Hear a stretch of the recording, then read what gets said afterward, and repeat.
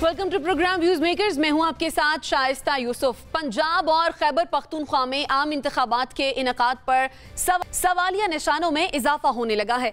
वजारत खजाना, वजारत दिफा और अदलिया ने मुआवनत से माजरत कर ली है। वजारत खजाना का कहना यह है कि मौशी बहरान और खसारे का सामना है, इजाफी ज़िमनी ग्रांट का मुतालबा मौखर किया जाए। वजारत दिफा ये कहती है कि फौज अंदरूनी सिक्योरिटी में मसरूफ है, इलेक्शन के लिए एहलकार नहीं दे सकते। जबकि लाहौर हाई कोर्ट के रजिस्ट्रार ने इलेक्शन कमीशन को बताया यह है कि पंजाब में 1.25 लाख से जायद केसेस ज़ेरे इल्तवा हैं। अदालती अफसरान की फराहमी से मुकदमात का इल्तवा मजीद बढ़ जाएगा। अब सवाल यह है कि क्या पंजाब और खैबर पख्तूनख्वा में इलेक्शन खटाई में पड़ गए हैं। डिस्कशन के लिए जो मेहमान हमारे साथ मौजूद हैं, तारुफ मैं आपसे करवा देती हूँ। हमें ज्वाइन किया है ब्रिगेडियर रिटायर्ड हारिस नवाज साहब ने, जुनैरा अजहर साहिबा हमारे साथ मौजूद हैं, नसीम सिद्दीकी साहब ने हमें ज्वाइन किया है और हमें ज्वाइन किया है मुजम्मिल सोहरवर्दी साहब ने भी। आप तमाम मेहमानों के वक्त का बेहद शुक्रिया। मुजम्मिल साहब, आपकी जानिब आऊँगी, क्या इत्तलात हैं, क्या खबरें हैं? इलेक्शन होने भी हैं या नहीं होने, या फिर इमरान खान ना ही समझें? नहीं, मुल्क में इलेक्शन तो ज़रूर होने हैं। बग़ैर इलेक्शंस के तो मुल्क का निज़ाम नहीं चल सकता। इस मुल्क में या अमरीत चल सकती है या जमहूरियत चल सकती है, और अगर जमहूरियत चलानी है तो उसको वो चलाने का वाहिद रास्ता इंतखाबात है। बग़ैर इंतखाबात के तो मुल्क में कोई जमहूरियत नहीं चल सकती। सवाल ये है कि इंतखाबात कब और कैसे। इंतखाबात से इनकार तो नहीं है। ये ज़रूर है कि आप अब इंतखाबात 2 सूबों में कराएंगे, 3 महीने बाद आप 2 सूबों में फिर कराएंगे, फिर कौमी असम्बली में कराएंगे, तो ये एक लॉन्ग एक्सरसाइज हो जाएगी। ये ज़रूर है कि इकट्ठे होने चाहिए। इस बारे में तो सब राय मुत्तफ़िक हैं कि मुल्क में इकट्ठे इंतखाबात होने चाहिए, बर वक्त होने चाहिए।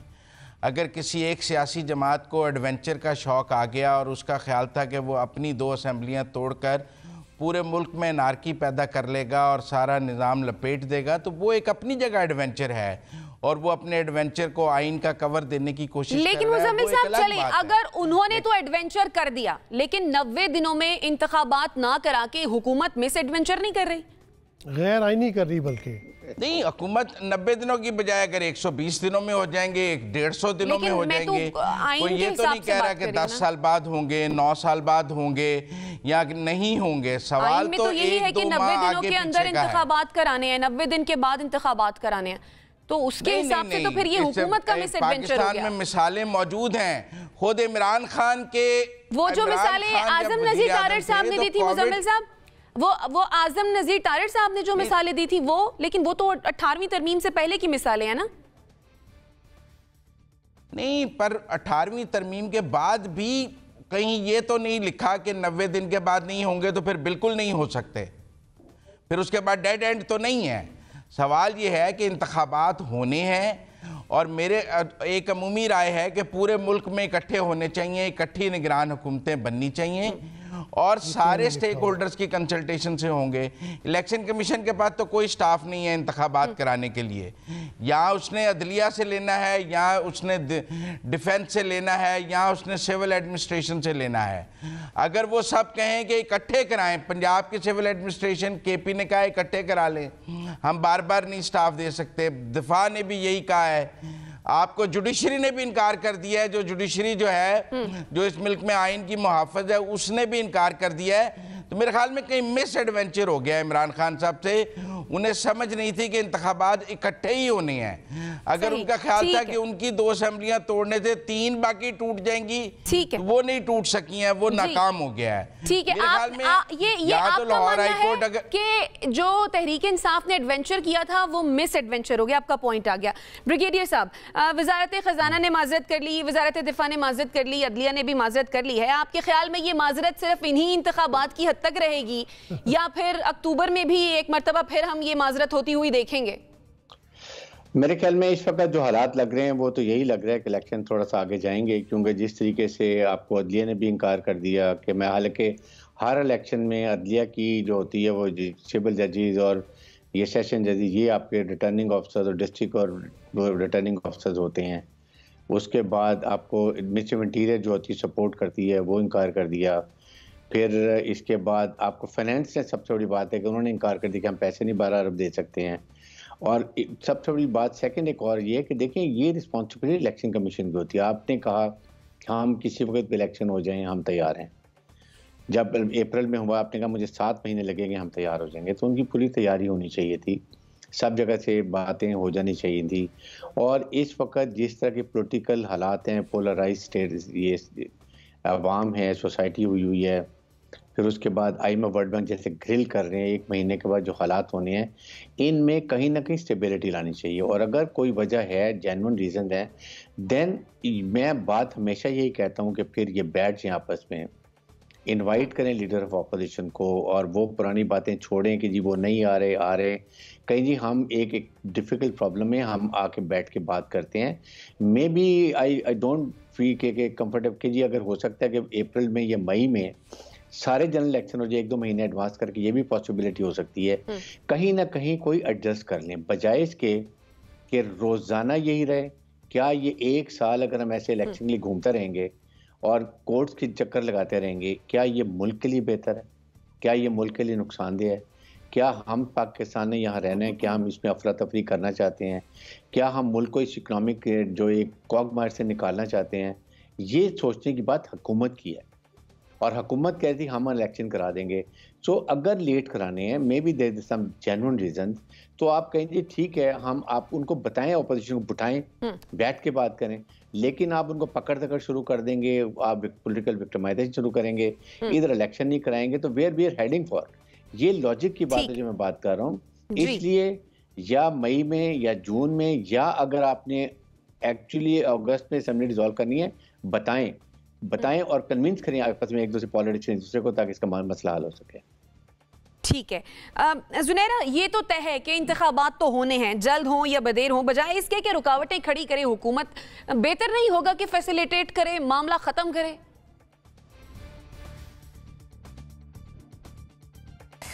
ऐसा होता तो क्या ही बात थी शाइस्ता, लेकिन यही तो मसला है कि वो फैसिलिटेट नहीं करना चाहते, बल्कि थोड़ी सी हिम्मत करे ये वाली गवर्नमेंट और ये डिक्लेयर कर दें कि this is civil martial law.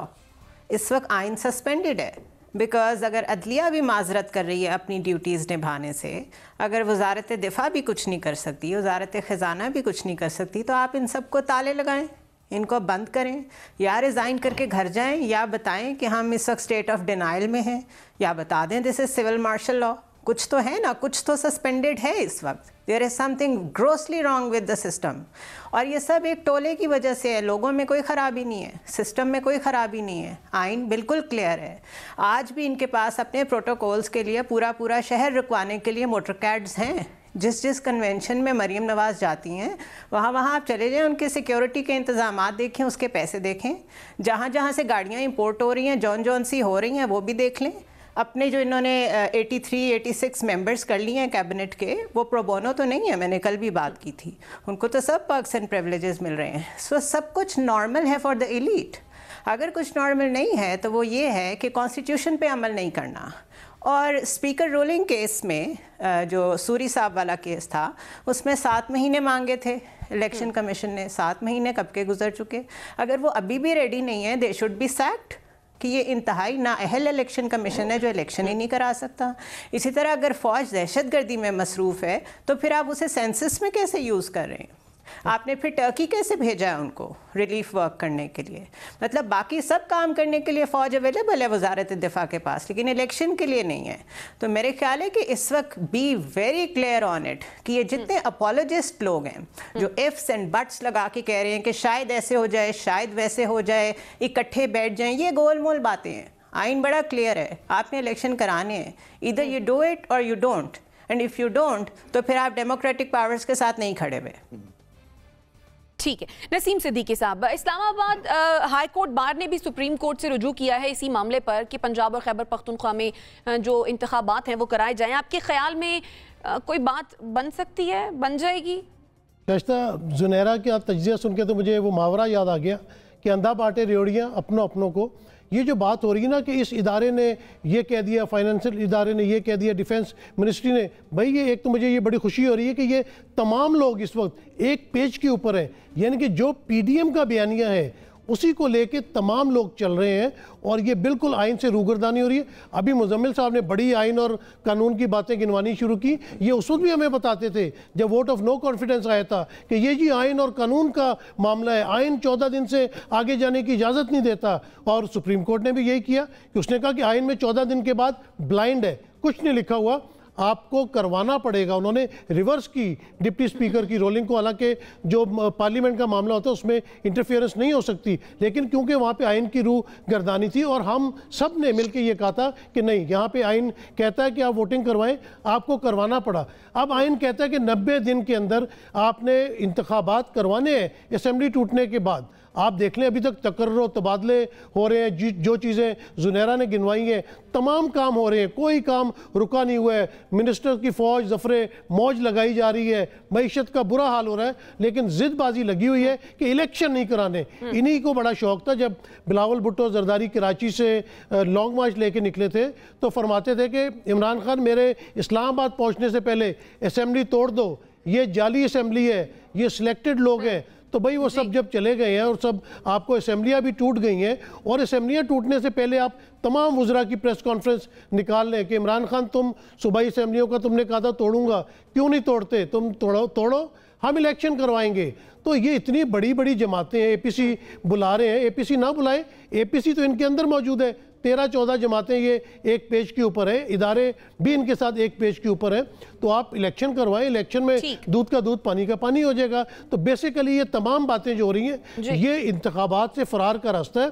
और इलेक्शन कमीशन किसी को, सुप्रीम कोर्ट ने क्लैरिटी के साथ कहा है, आप किसी को रिक्वेस्ट नहीं करते, इलेक्शन कमीशन ऑर्डर के साथ ये तमाम फैसिलिटीज़ ले सकता है, जिसके बारे में इनकार हो रहा है। तो बात कुछ और चल रही है। ठीक है मुजम्मिल सावरवर्दी साहब, इंतखाबात ताखीर से कराने पर PDM को, पर्टिकुलरली मुस्लिम लीग नून को क्या फायदा हो जाएगा? देखिए, एक तो वो अपनी मुद्दत ज़रूर पूरी करना चाहेंगे अक्टूबर तक, उनके पास अगस्त तक टाइम है। वो क्यों कबल अज़ वक्त अपनी हुकूमत ख़त्म करें मरकज़ की सिर्फ इमरान खान के दबाव में, क्योंकि उनको बहुत जल्दी है। नहीं, पंजाब और खैबर पख्तूनख्वा की बात कर रही हूं। पंजाब और खैबर पख्तूनख्वा में इंतखाबात वफाकी हुकूमत ने तो नहीं करानी है, वो इसमें पार्टी और फरीक है ही नहीं। ये मामला है इलेक्शन कमीशन का। और अब सदर ने जो ख़त लिखा है, सदर उसमें डेट दे सकते थे। आज लाहौर हाई कोर्ट ने कहा है कि अगर गवर्नर डेट ना दे तो सदर दे सकते थे। सदर ने ख़त क्यों लिखा है? वो कहते हैं फ़लाँ तारीख को करा लें, तो आज बहस ही ख़त्म हो जाती। सदर साहब ने ख़त क्यों लिखा? देखें, इलेक्शन कमीशन को डेट देनी है गवर्नर ने, सदर ने, किसी अथॉरिटी ने। उस डेट पे आम इंतखाबात होने हैं। ज़िमनी इंतखाबात की डेट इलेक्शन कमीशन खुद दे सकता है।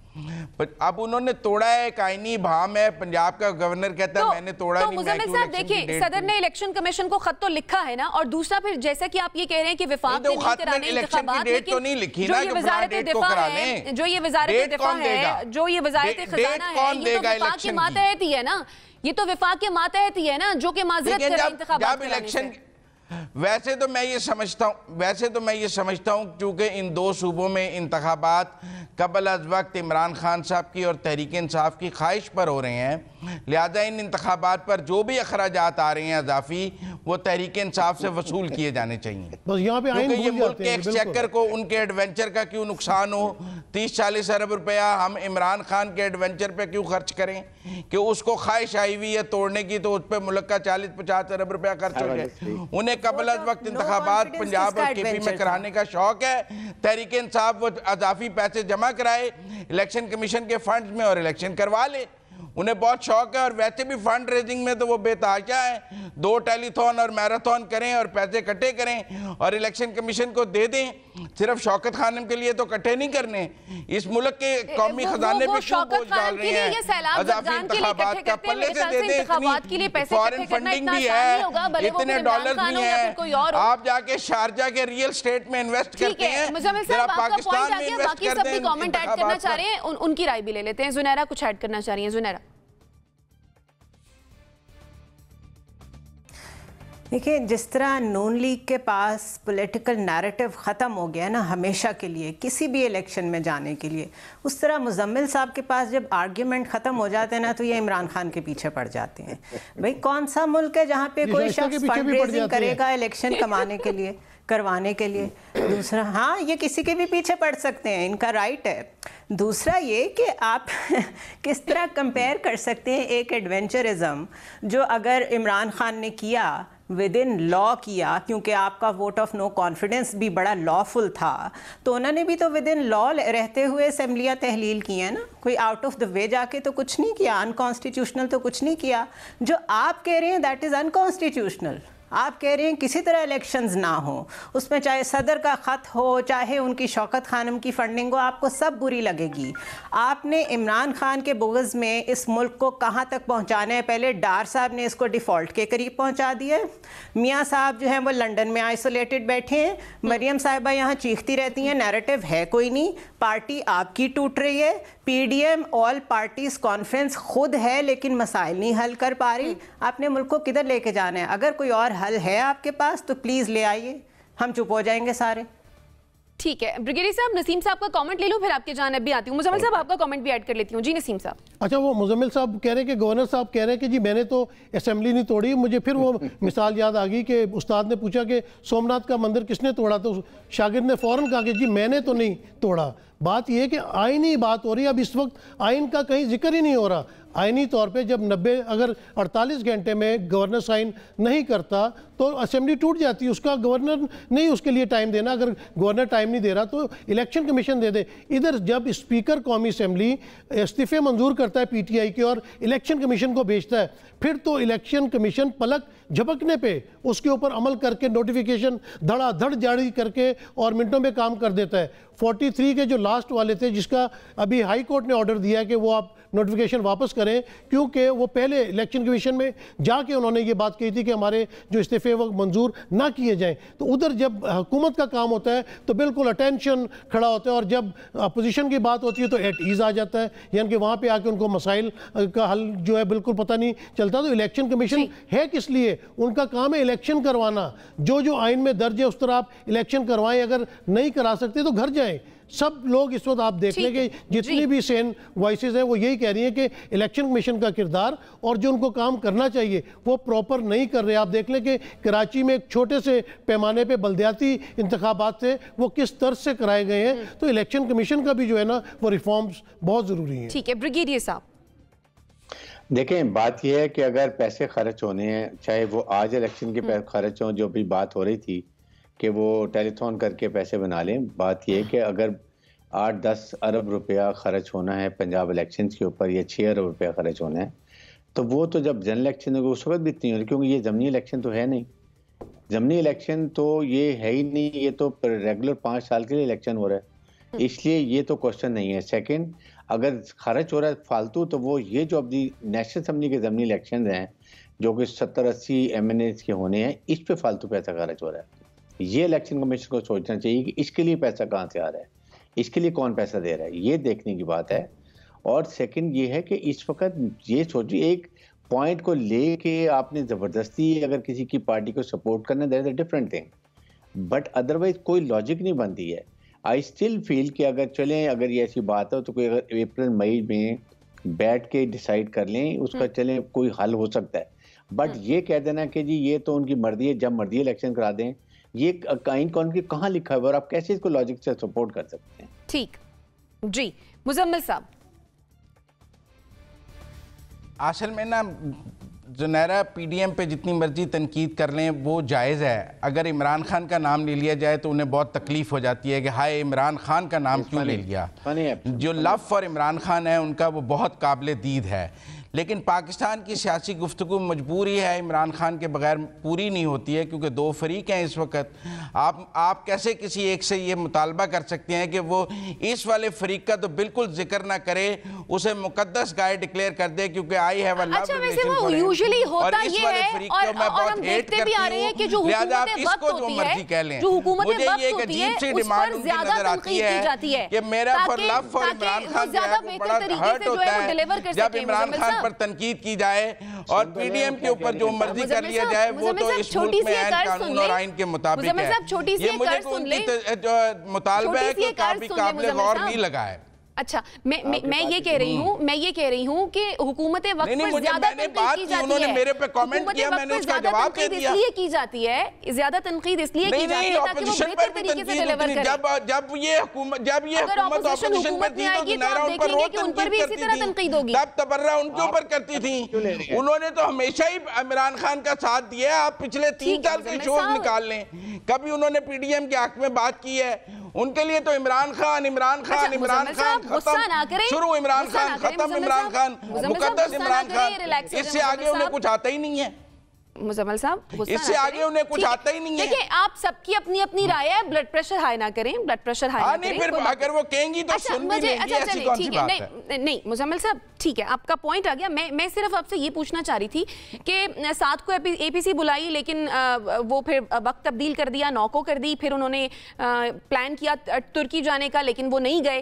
तो क्या बेहतर नहीं है कि दोबारा से एपीसी को प्लान करें, पीटीआई को भी बिठाएं, और जितने मामलात हैं जिनमें इलेक्शंस भी शामिल हैं, भले वो पंजाब असेंबली या खैबर पख्तूनख्वा असेंबली की हो, वो भी डिस्कस कर लें, जान छुड़ाएं। इसमें ऐड कर दें कि कौमी असेंबली का इजलास बुला लें और असेंबली के अंदर ये तमाम चीजें डिस्कस कर लें। जी, मुजम्मिल साहब का कमेंट लेके आती हूँ ब्रिगेडियर साहब। जी मुजम्मिल साहब, और क्या रहेगा? देखें, एपीसी तो इसलिए रीस्केड्यूल हुई क्योंकि आर्मी चीफ मुल्क से बाहर चले गए और उन्होंने 10 तारीख को आना है, उसके बाद वो एपीसी होगी। इमरान खान साहब बहुत बेताब हैं उस एपीसी में जाने के लिए, क्योंकि उनकी शदीद कोशिश से आर्मी चीफ से उनकी मुलाकात नहीं हो पाई। ये बहरहाल अगर ये एक अच्छी कोशिश है, अगर वो एपीसी में शिरकत करना भी चाहते हैं तो ये एक अच्छी बात है। मुलाकात का तो वो बगैर इन्विटेशन के भी चले जाएंगे। ठीक है, ब्रिगेडियर साहब कुछ कहना चाह रहे हैं? जरूर जाएंगे क्योंकि वो आर्मी चीफ ने, अच्छी बात है, एपीसी में शिरकत अच्छी बात है। बात ये है कि there is a decency for a lady, if एक हमारे प्रोग्राम में है तो बजाय इसको हम रेडिकुल करें एंड वी आर वेरी जो बाइस इस्तेमाल करें वो हमें अवॉइड करना। It is very bad. लेकिन आपने जो अल्फाज इस्तेमाल किए किसी ने भी नहीं किया था, लेकिन मेरे ख्याल से कुछ लफ्जों के चुनाव में हमें थोड़ा सा एहतियात बरतनी चाहिए। ज़ुनैरा ने अगर आप पर तनकीद की थी, वो बिल्कुल एक एहतराम के और इज्जत के दायरे में थी। कोई ऐसा लफ्ज नहीं बोलना चाहिए जिससे किसी की दिल आजारी हो, भले वो आप दोनों के लिए, ज़ुनैरा के लिए भी और मुजम्मिल साहब आपके लिए भी, बल्कि मेरे लिए भी। अगर मैं भी कोशिश करूंगी कि मेरे मुंह से ऐसी कोई बात ना निकले, ऐसा कोई लफ्ज ना निकले जिससे किसी को लगे कि तज़हीक हो रही है या किसी मेहमान को तकलीफ हो रही हो, बस इतनी सी बात है। चलें ब्रिगेडियर साहब, आप अपना कमेंट करें, फिर इसके बाद मैं ब्रेक लेती हूँ। देखिए, मेरा पॉइंट ये है कि जो भी हम उसकी बात करें, व्हेन वी डिस्कस, एक तो when we are analyst we don't have to support any party, और एक बड़ी क्लियर नजर आती है कि किधर कौन किसको सपोर्ट करता है। But when we 3 people are sitting and we are the male person and the one lady, हर लिहाज से एक डेकोरम, एक रिस्पेक्ट, एक ऑनर हमें करना चाहिए, और लैंग्वेज इस्तेमाल करते हुए वी शुड बी माइंडफुल, और फिर सुनना भी चाहिए कि क्या कह रहे हैं। कोई पर्सन उन्होंने किसी की बात नहीं की, जैसे पासिंग कमेंट, तो I think this we have to very mindful. जी ज़ुनैरा, आप कुछ ऐड करना चाह रही हैं?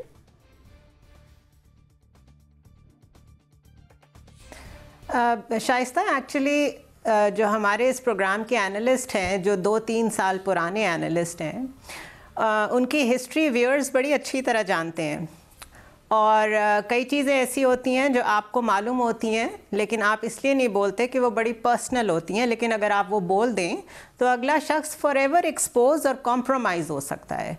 तो मैं मुजम्मिल साहब से रिक्वेस्ट करूंगी कि आप अपनी भी इज्जत करवाएं, दूसरों की भी किया करें। आप जिसको सपोर्ट करना चाहते हैं ज़रूर करें, लेकिन अपने जज्बात पे और अपने अल्फाज पे कंट्रोल रखें। मैं आपसे खातून का एहतराम नहीं एक्सपेक्ट करती, लेकिन आप अपने लिए थोड़ा सा डिसेंट वे में बात करें तो बेहतर होगा।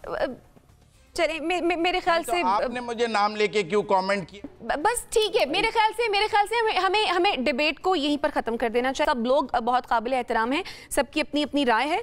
नाज़रीन, ये सवाल जब हमने सोशल मीडिया सारिफीन के सामने रखा कि क्या पंजाब और खैबर पख्तूनख्वा में इंतखाबात खटाई का शिकार हो गए हैं, 69% लोगों का मानना यह था कि जी हाँ, 31% लोगों का मानना यह है कि इंतखाबात खटाई में नहीं पड़े हैं। ब्रेक लेते हैं, वापस आते हैं, स्टे विद अस।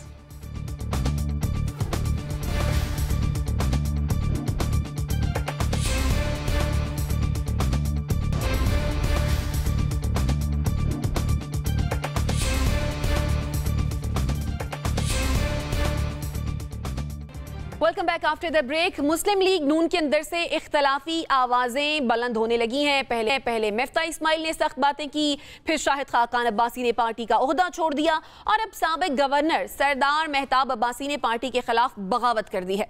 उन्होंने प्रेस कॉन्फ्रेंस की और उन्होंने अपनी पार्टी की पॉलिसियों पर सख्त तनकीद की। इसके साथ साथ हनीफ अब्बासी अपनी मर्जी की तारीख और मकाम पर वर्कर्स कन्वेंशन ना होने पर नाराज हो गए और नाराज होकर वो फ्रांस चले गए हैं। अब सवाल यह है कि नून लीग के अंदर से आखिर ये आवाजें क्यों उठ रही हैं? ब्रिगेडियर साहब, ये क्या वजह है? मरियम नवाज की जिम्मेदारियां संभालते ही नून लीग में अचानक इतनी बेचैनी नजर क्यों आ रही है? शायद ये ये लगता है कि विद इन पार्टी जिस तरीके से उनको सीनियर नायब सदर बना दिया है, और या तो फिर सीनियर लीडर से मुज़ाफरत नहीं हुई है और इंग्लैंड में फैसला किया गया है, जिसको आपके सामने आप देखें तो शायद खाकान अब्बासी भी बहुत पुराने हैं। उसके बाद महताब अब्बासी साहब ने भी ये बात कर दी है, मिफ्ता इस्माइल भी नाराज़ हो रहे हैं, और मेरे ख्याल में और भी कुछ अर्से में बातें और लोग निकलेंगे जो इस पर नाराज़गी का इज़हार करेंगे। यही मैं बात करता हूँ कि हमारे पास जो है ये हमारे पास सिविलियन डिक्टेटरशिप है, इट्स नॉट अ या डायनेस्टिक पॉलिटिक्स है। इसमें जमहूरियत में कम से कम जो पुराने लोग हैं उनकी इनपुट होती है, उनसे मशवरा करना चाहिए। अगर आप पार्टी के फैसले इंग्लैंड में करेंगे तो उससे जाहिर है कि जो जिनमें सेल्फ रिस्पेक्ट है वो लोग एक्सेप्ट नहीं करेंगे, और यही मुझे नज़र आ रही है इसके अंदर। इसका इनको ये चाहिए कि PMLN को कि अपनी पार्टी में कोई मुशाफरत करें, जो नाराज़ उनको भी बुलाएं, पूछें क्या रिजर्वेशन है, क्यों बात की जा रही है, और ऐसे नहीं होना चाहिए। और जिस तरीके से तमाम बाकी लोगों को पीछे छोड़ दिया गया है और आप मरियम नवाज और सादराना सनाउल्लाह और एक दो लोग साथ होते हैं, इससे अल्टीमेटली मुझे लगता है कि पार्टी को और नुकसान होगा। और इस वक्त जब आपने डिलीवर कुछ नहीं किया हुआ, गवर्नेंस कुछ नहीं है, आवाम को आपने कोई ऐसे रिलीफ नहीं दिया है, और फिर अभी जो हालात आई में वर्ल्ड बैंक के वक्त में आ रहे हैं उससे और महंगाई होने वाली है, इस वक्त अगर पार्टी में डिसेक्शन होती है तो उनके लिए बहुत नुकसानदेह होगा। इसका अल्टीमेटली लॉन्ग रन में जाके PTI को फायदा होगा। तो मेरे ख्याल में पार्टी में ये बहुत बड़ा रिफ्ट है, इसको जल्दी जल्दी ठीक करेंगे उतना पार्टी के लिए फायदा होगा, अदरवाइज पार्टी और इसके हिस्से बिखरे होने का खतरा है। सही। जुनैरा, क्या वजह है ये अंकल्स मरियम नवाज से कुछ ज्यादा खुश नजर नहीं आ रहे जो बज़ाहिर लग रहा है?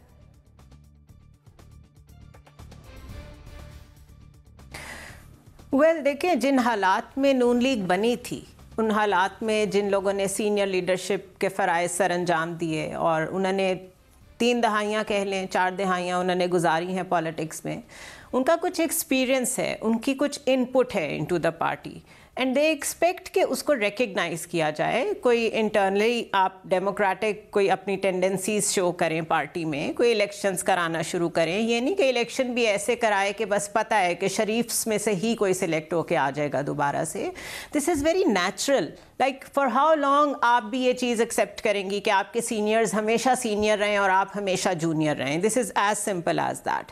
तो अब वो आवाज़ें ज़ाहिर है, मरियम को कितना अरसा हुआ है सियासत में आए हुए, और जब भी वो आई हैं उनका जो तरीका है वो भी बड़ा अथॉरिटेरियन है, वो कोई इतना ज़्यादा डेमोक्रेटिक नहीं है। या तो यही हम समझ लेते हैं कि उनकी पर्सनैलिटी बड़ी डेमोक्रेटिक है, चले वो चीज़ों को बड़ा सबको इंक्लूसिव वे में लेके चलती हैं। She is a very dominating personality, और वो जिस तरीके से उन्होंने आते ही पहले कन्वेंशन में जवाब दिया है शाहिद खाकान अब्बासी को और जो लोग मरूसियत की बात कर रहे थे, इट इज़ सेल्फ एक्सप्लेनेटरी। सो मेरे ख्याल है ये बड़ा नेचुरल है, ये तो होना ही होता है एक दिन। जो कोई भी अपनी पार्टी को आगे लेके चलना चाहता है और चाहता है कि वो पाकिस्तान की एक रिप्रेजेंटेटिव बड़ी जमात रहे, उसको बहरहाल अपने स्टेक होल्डर्स को उनका हिस्सा देना पड़ेगा, रिकग्नाइज करना पड़ेगा, विच सो फार नून लीग में तो नज़र नहीं आ रहा। इसलिए आपने देखा है चौधरी निसार भी छोड़ गए थे, अब वो भी वापस आ रहे हैं, तो अपने एक डिफरेंट नैरेटिव के साथ आ रहे हैं और वो जीतेंगे। आप देख लीजिएगा, जो भी डिफरेंट तरीके से आएगा वो अपने हल्के से तो जीत लेगा। सो ये नून लीग को सोचने की ज़रूरत है, बल्कि मोर प्रिसाइजली ये शरीफ ख़ानदान को सोचने की ज़रूरत है कि क्या अपनी इजारादारी के लिए उन्होंने अपनी पार्टी पे कॉम्प्रोमाइज़ करना है कि कोई चेंजेस लाने हैं। सही। नसीम सिद्दीकी साहब, बज़ाहिर ये लग रहा है कि नून लीग के लिए, बिलखुसूस मरियम नवाज के लिए, जो चैलेंज है वो तंजीमें नौ नहीं है बल्कि मौजूदा लोगों को मनाना और उन्हें संभालना है। शाइस्ता, देखिए इसमें जिस तरह कहा गया ना कि उनको सीनियर नायब सदर का ओहदा दिया गया, मेरे ख्याल से सीनियर नायब सदर के ओहदे से इतना बड़ा मसला नहीं था, क्योंकि सीनियर नायब सदर के ओहदे बहुत ज़्यादा होते हैं हर पार्टी के अंदर। जो उनको चीफ ऑर्गेनाइज़र बनाया गया ना, उस पर लोगों को बहुत ज़्यादा इख्तलाफात हैं। और फिर जिस तरह उनका अंदाज़े सियासत है, बयानिया कोई नहीं है, सिर्फ वो कोसने देने वाला उनका स्टाइल होता है और उसको लोग पसंद नहीं करते। जिस तरह PTI ने भी बहुत दफ़ा कहा है कि जितना नुकसान PMLN को मरीम नवाज़ ने पहुँचाया किसी और ने नहीं पहुँचाया। अच्छा शाइस्ता, जो दूसरी बात मौरूसियत की बहुत ज़्यादा होती है ना, और कुर्बानियाँ दी गई, उसमें ठीक है, इसमें नो डाउट कि मरीम नवाज़ ने कुर्बानियाँ दी, उन्होंने जिलावतनी काटी, उन्होंने जेल काटी। जब उनकी वालदा बीमार थी उनको बड़ा टफ टाइम मिला। बिलावल भुट्टो जरदारी साहब को पाकिस्तान पीपल्स पार्टी का चेयरमैन बना दिया गया क्योंकि उनके नाना को भी फांसी दी गई थी, उनकी वालदा का भी ब्रूटल मर्डर पाकिस्तान के अंदर हुआ। लेकिन हम दूसरे लोगों को क्यों भूल जाते हैं? क्या कमर जमान कायरा साहब के भाई की शहादत पिंडी में नहीं हुई थी जब वो मोहतरमा के साथ जुलूस में शामिल थे? क्या 18 अक्टूबर 2007 को कराची के अंदर वो जो कारसाज के ऊपर बम धमाका हुआ था, उसमें जो 200-400 लोग शहीद हुए थे, उनको आपने क्या कंपनसेशन दी?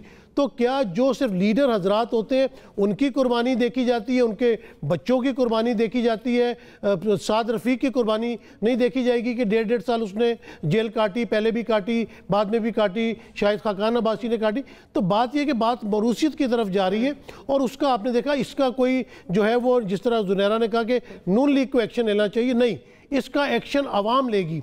कि पूरे पाकिस्तान में ज़मनी इंतखाबात PTI जीत रही थी और PTI ने हमेशा मरूसियत की मुखालफत की है, लेकिन जहां मुल्तान में शाह महमूद कुरैशी साहब की बेटी को टिकट दिया गया, बड़ी एहतराम है हमारा उनके लिए, लेकिन वहां पे आप देखें कि वहीं पे वो हारी है जहां पे कुछ दिनों पहले उनका भाई जैन कुरैशी वहां से जीता था।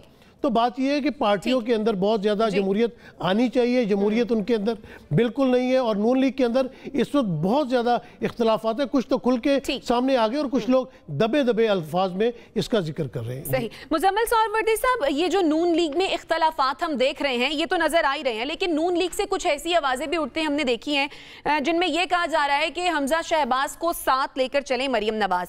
आपके ख्याल में मरीम नवाज ये तमाम सिचुएशन सोली हैंडल कर लेंगी या फिर इसमें उन्हें हमजा का सहारा लेना पड़ेगा?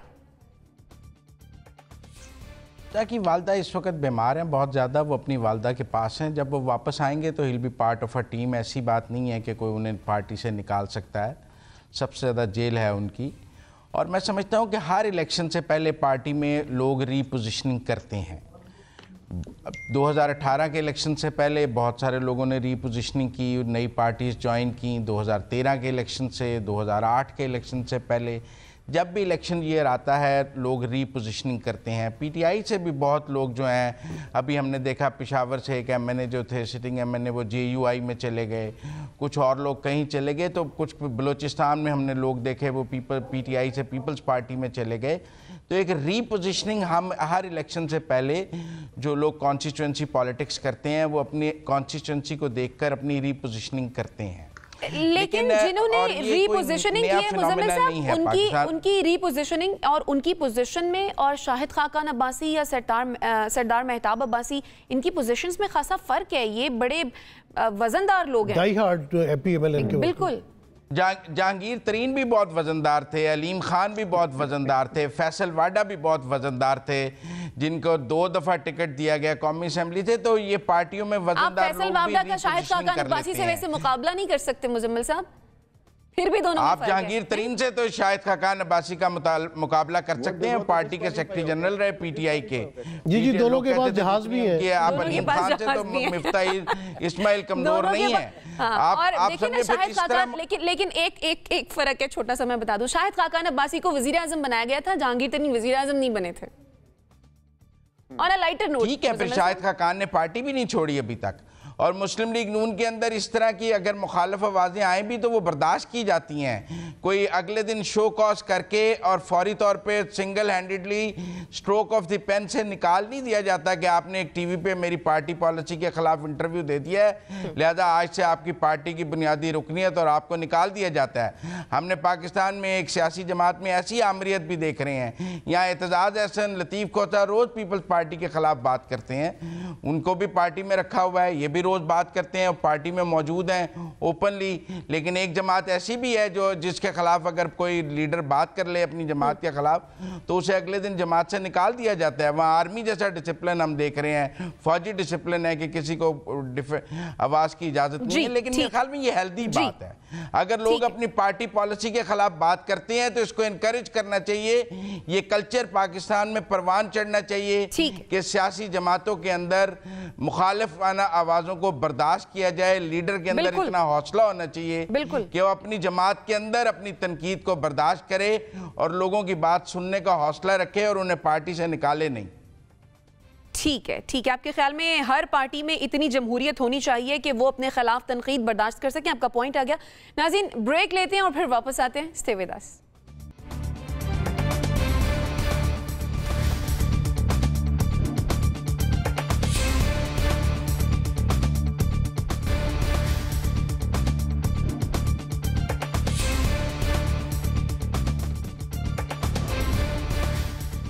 Welcome back after the break. Tehreek Insaf के 43 अरकान के इस्तीफे मुअत्तल होने के बाद पीटीआई ने कौमी असम्बली में वापसी की तैयारियां शुरू कर दी हैं।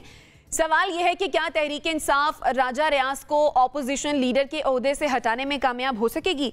जुनैरा, राजा रियाज ये कहते हैं कि पीटीआई का टिकट नहीं लूंगा, तो इमरान खान के लिए कहीं खतरे की घंटी तो नहीं बज गई? मेरे ख्याल है सारे केसेस एक तरफ इमरान खान के ऊपर और ये धमकी एक तरफ। Imran Khan needs to be very careful. उनको जो टफ टाइम मिलने वाला है राजा रियाज के बगैर, मेरे ख्याल है वो उनके ताबूत में आखिरी कील होगा। तो मेरे ख्याल है it's good to sit and talk with Raja Riaz. इसके अलावा और कोई शक्ल पीटीआई के लिए सर्वाइवल की मुझे तो नज़र नहीं आती। सही। ब्रिगेडियर साहब, राजा रियाज का ओहदा तो खतरे में है ही, लेकिन सियासी मुस्तकबिल क्या देख रहे हैं वैसे आप उनका? मेरे ख्याल में सियासी मुस्तकबिल मुझे तो बड़ा मुश्किल लगता है, क्योंकि प्रॉब्लम ये है कि पीटीआई में तो उनको टिकट मिलेगा नहीं, पीएमएल में टिकट मिलेगा तो पीएमएल वाले इनको वोट नहीं देंगे। जो पीछे भी बाई इलेक्शन में मुझे नजर आया कि कुछ पीएमएल के लोगों ने, जब ऐसे लोगों को जिन्होंने जो लोटा बने थे उनको टिकट नहीं दिया था, miserable loss, that's why PML को लॉस भी हुआ था। अदरवाइज हो सकता है कि उनका वोट में बेहतर हो और इलेक्शन में भी आगे से बेहतर परफॉर्मेंस होगी जो पहले नजर आई है। तो इसलिए इनको ये बहुत बड़ी गलती मैं हमेशा कहता हूँ पीटीआई की थी, सोचे समझे बगैर आपने रिजाइन कर दिए। फिर उसके बाद आपको देखें चेयरमैन नैब भी उन्होंने बना लिया, लीडर ऑफ ऑपोजिशन बना लिया, फिर पब्लिक अकाउंट कमेटी का चेयरमैन बन गए। तो अब वो आएंगे तो ज़ाहिर उनकी मेजॉरिटी होगी, लीडर ऑफ ऑपोजिशन वो बन जाएंगे, और ये उनको पहले सोचना चाहिए था। राजा रियाज का ओवरऑल पॉलिटिकल जो है ना, मुझे मुस्तकबिल काफ़ी मुश्किल नजर आता है। ठीक। अच्छा नसीम सिद्दीकी साहब, तहरीक इंसाफ जो कौमी असम्बली में वापसी की तैयारियां अब कर रही है, अगर तो ये 43 अरकान वापस आ जाते हैं कौमी असम्बली में, जो ऑपोजिशन को, जो राजा रियाज को टफ टाइम देंगे सो देंगे, लेकिन आपके ख्याल में अवाम में उनकी पॉपुलैरिटी कम होगी, मुतासर हो सकती है? देखिए, पहले मुझे भी राजा रियाज वाले जो उन्होंने ट्वीट किया टिकट वाली बात की, उस पर इजाज़त दीजिएगा कि वाकई इमरान खान को सोचना चाहिए कि वो इलेक्शन की डिमांड इस वक्त वो भी ख़त्म कर दें और पहले राजा रियाज को मनाएं, क्योंकि अगर राजा रियाज ने उनकी टिकट न ली तो ये पीटीआई के ऊपर बड़ा भारी गुजरेगा। देखें, ये बिल्कुल ब्रिगेडियर साहब ने सही कहा। मैंने भी हमेशा आपके प्रोग्राम में ये बात की थी कि पीटीआई को कौमी असम्बली नहीं छोड़नी चाहिए थी, क्योंकि जो लीडर ऑफ द अपोजिशन की बात होती है, जब वो 2-2 घंटे खड़े होकर तकरीर करते हैं, तमाम चीज़ें ऑन रिकॉर्ड होती हैं। आपने देखा था कि शहबाज शरीफ साहब को जिस तरह वो लीडर ऑफ द अपोजिशन के तौर पर आके तकरीरें करते थे, बिलावल भुट्टो हमेशा असेंबली के इजलास में मौजूद होते थे और वहीं से उन्होंने आईनी तरीके से उन्होंने इमरान खान की हुकूमत ख़त्म की। तो अभी भी अगर वो वापस जा रहे हैं, चले देर आए दुरुस्त आए, डेफिनेटली राजा रियाज के लिए मुश्किलात होंगी, क्योंकि उनसे अपोजिशन, लीडर ऑफ अपोजिशन का ओहदा वापस ले लिया जाएगा, वहाँ पे पीटीआई बैठ जाएगी। लेकिन इसका फ़ायदा कुछ भी नहीं होगा, क्योंकि वजह यह है कि अगर निगरान वज़ीर-ए-आज़म की बात आएगी तो 3 नाम लीडर ऑफ द अपोजिशन के पास से जाएंगे, 3 नाम वज़ीर-ए-आज़म की तरफ से, उन पे जो है वो इज्तिहाद नहीं होगा। फिर बात पार्लिमानी कमेटी में जाएगी, वहाँ पे भी नहीं होगा, और फिर बात इलेक्शन कमीशन में जाएगी और वो पीडीएम के मर्जी वाला जो वज़ीर-ए-आज़म है उनको लगा देंगे। लेकिन फिर भी असेंबली में जाना चाहिए, असेंबली में जाने से बेहतरी आएगी, कम से कम इनकी आवाज़ सुनी जाएगी, कहीं पे अपोजिशन नज़र आएगी। नहीं तो वहाँ पे तो बिल्कुल हुकूमत के डेरे और मर्जी से वो तमाम अपने जो मामलात है या बिल पास करना चाह रहे हैं। और जिस तरह इलेक्शन की भी बात होती है तो वहाँ पर जाके कम से कम आप ऑन द रिकॉर्ड तकारीर कर सकते हैं। शाह महमूद साहब की तो शायद मेरे ख्याल से सीट नहीं इन 43 में। बहरहाल कुछ ना कुछ पीटीआई को इसका फ़ायदा ज़रूर होगा और आईनी तौर पे जो है ये एक बेहतर स्टेप भी होगा। ठीक। मुजम्मिल साहब, लगता है तहरीक इंसाफ राजा रियाज को अपोजिशन लीडर के ओहदे से हटाने में कामयाब हो पाएगी? हाँ, वो हो जाएगी, वो पीटीआई का अपना लीडर ऑफ द ऑपोजिशन आ जाएगा, क्योंकि बहरहाल राजा रियाज किधर जाएंगे फिर मुजम्मिल साहब? सबको वो इमरान खान की पार्टी में कहाँ से आए थे? उनको वो ये इमरान खान की पार्टी में जो लोग जिन्होंने भेजे थे वो उन्हीं के लोग हैं, वो उन्हें खुद ही एडजस्ट करा लेंगे, ये कोई इतना बड़ा इशू नहीं है। इमरान खान के पास भी तो सारे लोग कोई लेके ही आया था ना, उनके साथ पहले दिन कौन से थे? वो है ना कि उनकी 22 साल जदोजहद में तो एक ही सीट थी उनकी अपनी, बाकी तो फिर आशीर्वाद से जब साया सर पे आया तो सब कुछ निकल आया। वो तो हमेशा साया जो है काफ लीग में डाला गया, जहाँ लेकर जाएगा लीग से निकाल के नून लीग में डाला गया, वो तो परेशानी वाली बात नहीं है। ये इमरान खान की वजह से तो ये लोग पीटीआई में नहीं आए थे, ये लोग किसी और साए की वजह से पीटीआई में आए थे, उस साए की वजह से ही चले जाएंगे। तो ये इनकी फिक्र ना करें, आपको हम 75 साल से देख रहे हैं। जब सियासी जमातें आती जाती रहती हैं, ये लोग अपनी जगह कायम रहते हैं, ये साए के लोग हैं और साया इनके साथ चलता है। मुजम्मिल साहब ये बता दीजिएगा कि जब जुनेजो साहब की हुकूमत थी तो जुनेजो लीग से लोग निकल के नून लीग में आए ना, कोई 1947 में तो नून लीग मौजूद नहीं थी, फिर काफ लीग में चले गए, फिर नून लीग में आ गए। तो मेरा मतलब है कि तमाम जमातों में इस तरह होता है, अगर कोई परफेक्ट जमात है तो या जमात इस्लामी या पीपल्स पार्टी है जो कि शुरू से एक चल रही है। नून लीग भी जो है वो साए ही लेके आए थे। अच्छा, मैं एक सवाल आप सबसे मैं आपसे मुत्तफिक हूँ इस बात पर। ये लोग नून लीग में भी जब आते हैं तो साये से ही आते हैं, नून लीग से चले जाते हैं तो साये से चले जाते हैं, जब पीटीआई में चले जाते हैं तो साये से चले जाते हैं। जरा रोशनी की तरफ आते हैं, जरा रोशनी की तरफ आते हैं। मैं आपसे अब सबसे एक सवाल पूछना चाह रही हूँ, अगले 6 महीनों में पीटीआई और पीडीएम को कहाँ देख रहे हैं आप सब? जुनेरा।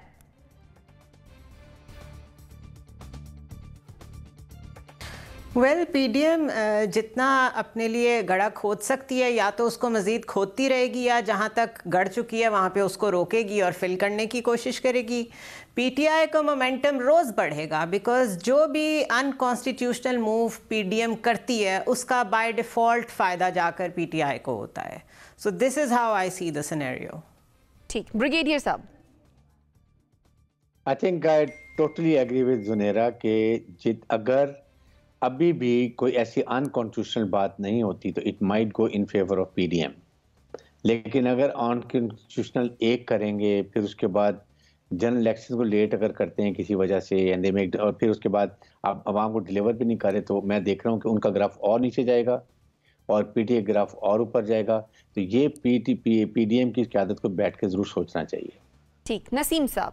देखिए शाइस्ता, इस दफ़ा बड़ा डिफरेंट सिनेरियो, सोशल मीडिया की वजह से लोगों में बहुत ज़्यादा शऊर आता जा रहा है। अब उस तरह की पहले वाली बातें नहीं होंगी। अगर पीडीएम कोई परफॉर्मेंस देगी, 3 महीने में दे देती है, कोई दूध शहद की नहरें बहा देती है, तो उससे तो थोड़ा बहुत फ़र्क पड़ सकता है। लेकिन जितना आवाम में इस वक्त एंगर है, क्योंकि जब आप बाज़ार में जाते हैं आपको आटा नहीं मिलता, आटे के लिए आपको लाइनों में लगना पड़ता है, बेरोज़गारी बढ़ती चली जा रही है, मरीज़ों को दवाइयाँ नहीं मिल रही, आपने सेहत कार्ड जैसी सहूलत लोगों से ले ली है, यानी कि आप पीटीआई को छोड़े आप आवाम के ऊपर जुल्म कर रहे हैं। तो जब आवाम उस जुल्म का जवाब इलेक्शन में देगी तो उस वक्त पीडीएम को दूध और अपना जो है पता चल जाएगा, दूध का दूध और पानी का पानी हो जाएगा उस वक्त। ठीक है, मुजम्मिल साहब। अगर तो 6 महीने इलेक्शन नहीं होते और इमरान खान साहब 6 महीने तक इलेक्शन फौरी हासिल नहीं कर पाते हैं पंजाब और केपी में, तो मैं इमरान खान को डिस्क्वालीफाइड देख रहा हूँ। वो अगले इलेक्शन के की प्लेयर नहीं होंगे, उससे पीटीआई को बहुत डेंट पड़ेगा, इन वो डिवाइड होगी और उसका फ़ायदा पीडीएम को ज़रूर होगा और वो सोल रनर बन जाएगी अगले इलेक्शंस की। अगर इमरान खान साहब डिस्क्वालीफाई नहीं होते, वो अर्ली इलेक्शंस ले लेते हैं, इसीलिए उन्हें इलेक्शन की जल्दी है क्योंकि उन्हें पता है कि उनके जो केसेस हैं उनमें उनकी डिस्क्वालिफिकेशन ऑन द कार्ड्स है। ठीक है, आपका पॉइंट आ गया। नाज़रीन, इसी के साथ मुझे मेरे मेहमानों को दीजिए इजाज़त। अल्लाह ने के बाद।